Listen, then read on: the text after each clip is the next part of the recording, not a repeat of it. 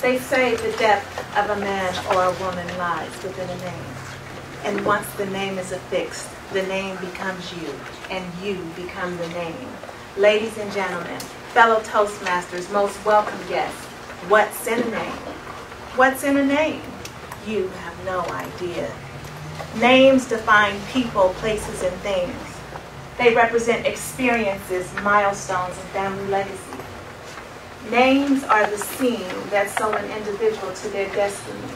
For without a name, you are nameless, aimless, and blameless. Names are important to both receivers and givers. But of equal importance are the bestowal of names and the events that birth them. I'd like to share with you the events that birthed the name of my company, 25 Dreams Publishing. A few years ago, I left my husband. People often wonder why. I'll just say this. I used to be afraid to leave, but then I was afraid to stay. And so one day, while he was at work, I took my kids, I gathered up all my belongings and all of my dreams, and I left. Needless to say, that was the final part of that chapter of my life. After all, every story must end, but in life, every end is just a new beginning. And this was my new beginning. I was on my way to start Faux Publishing. I was going to be a business owner, an entrepreneur, a master of my own fate. But in between all the dreaming and dream planning, I had to and loved to spend time with my kids, taking them on outings here and there. On this particular outing, we visited the Natural History Museum. My kids seem to be fascinated with wildlife, both living and dead. Initially, there was nothing special about the visit.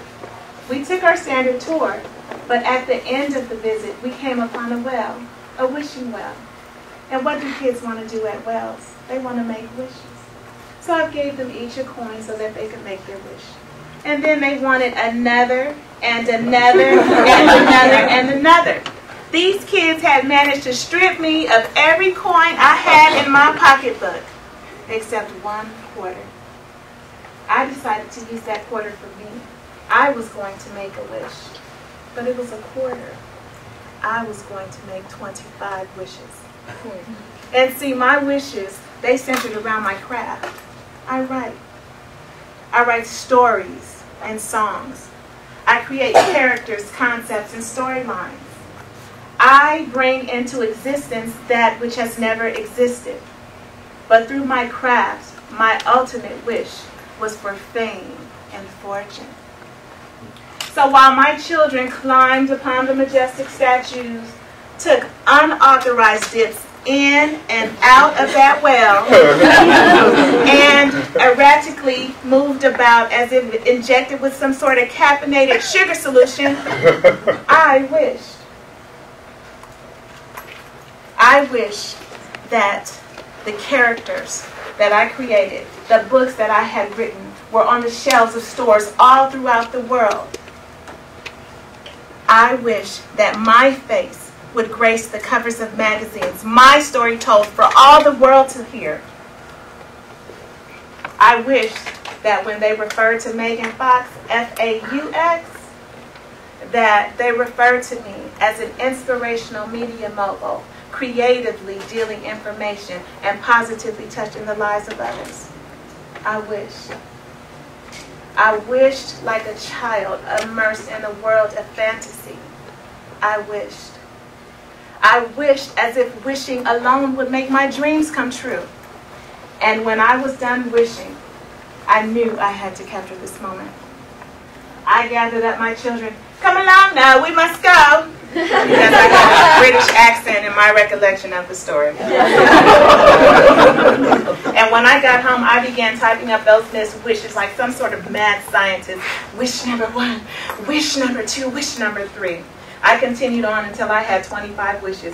But my wishes began to extend beyond the 25 wishes. I had to have a waiting list for the wish list. And when I was done, I proudly looked upon my list of wishes. And I said, yes, These are my 25 wishes. But they were more than just wishes to me. They were my 25 dreams. I took those 25 dreams and I plopped them on the vision board right above my self-made workstation as a constant reminder of my future to come. And so the time came to start Faux Publishing. I had to incorporate, file my DBA, get a taxpayer ID number, get my web address. Web address? What would my web address be? FauxPublishing.com? But my Fox is not spelled F-O-X, it's spelled F-A-U-X. And every time I did a radio interview, like I did today, I would have to say, F as in Frank, A-U-X as in X-ray, publishing.com. That didn't work for me. I needed another name. But what? And there it was, on my vision board, right above my self-made workstation, my 25 dreams. And they all centered around my publishing concepts. 25 Dreams Publishing Concepts. It worked. It really worked. And that's how I got the name of my company.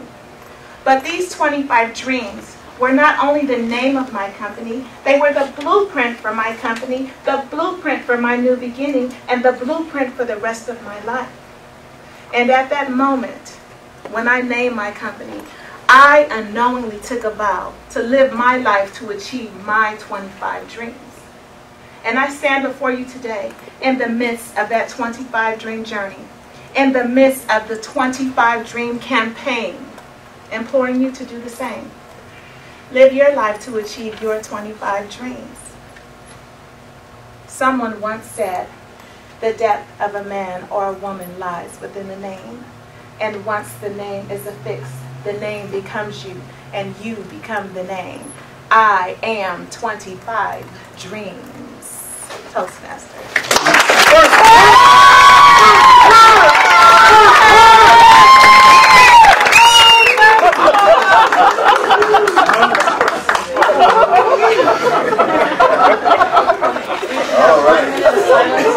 So our judges can mark their ballot. First place winner. Drum roll! 25 dreams!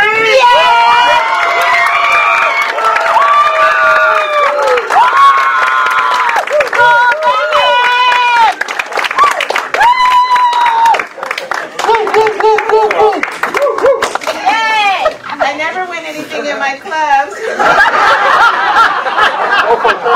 Well, I told you I would do it. This is how I ended the day. Remember everything that happened today? We went to the stage. I started off with my coffee and prayers, and you see that prayers work. We went to the Secretariat of State. We went to the Love Club show, did an interview. We rushed back here to get on camera. And I told you I was going to walk away with that trophy. I was going to walk away a champion, and I did too. First class, woo woo! Thank you for following along, and you'll hear more about me. You'll see more, so tune in. Megan, 25 Dreams Fox, First Class Channel.